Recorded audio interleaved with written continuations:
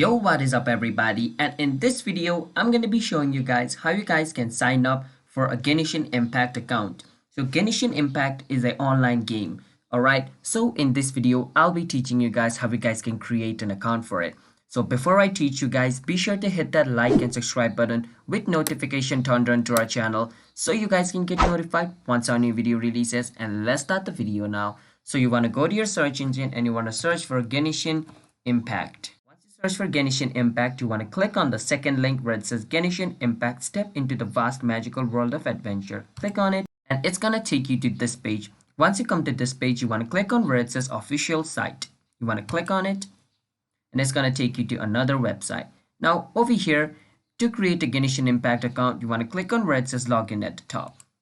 Once you click on Login, you want to click on where it says Register Now, which is below Login. You want to click on Register Now.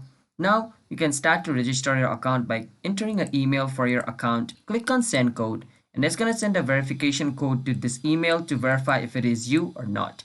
You want to go to your email and check the verification code and enter it over here. Now you want to enter a password for your account and you want to enter the password again to confirm if it is you or not. And after that you want to click on register and then you will be registered for a Genshin Impact account. And that's basically how you guys can do it.